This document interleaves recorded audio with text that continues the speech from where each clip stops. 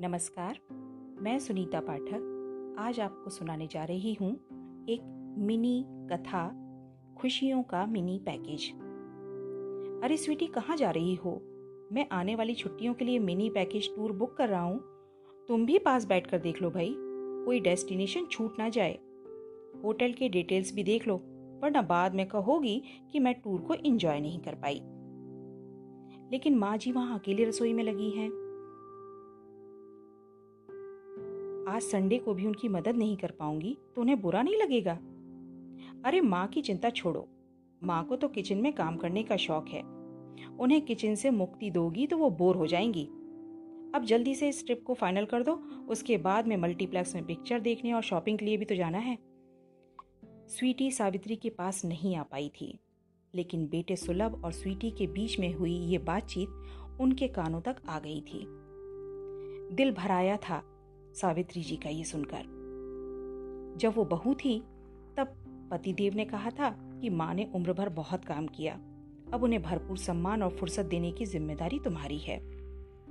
मैंने अपनी जिम्मेदारियों को समझा और संयुक्त परिवार के अंतहीन कामों को मुस्कुराते हुए पूरा भी किया।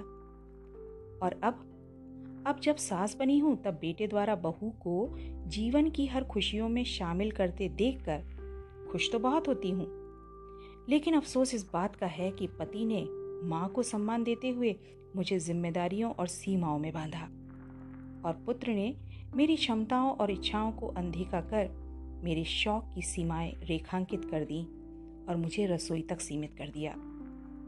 सबसे बड़ा दुख इस बात का है कि नारी के सम्मान और ये सशक्तिकरण का दौर माँ जी से चलकर बहू तक आते आते मुझे बिना छुए कैसे चला गया। लाख ना चाहने पर भी नम आंखों से 2 आंसू गिर ही गए थे उनकी आंखों से। सावित्री जी को याद आया कि कल उनकी मल्टी की सखियां एक पिकनिक प्लान कर रही थीं और उन्होंने अपने बेटे बहू के साथ समय गुजारने के कारण इस पिकनिक में जाने से मना कर दिया था। उन्होंने किचन से बाहर आकर मोबाइल से अपनी सखी को फोन लगाया।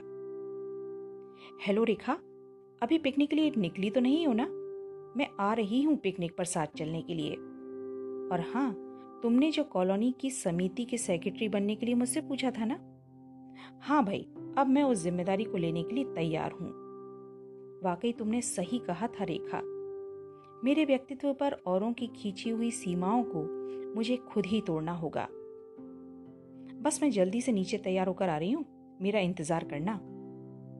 फोन रखकर मानो सावित्री जी के पैरों में पंख लग गए थे। ये उनकी खुशियों का मिनी पैकेज है। सावित्री जी की फोन पर हुई बातचीत को सुनकर अब चौंकने की बारी सुलभ और स्वीटी की थी।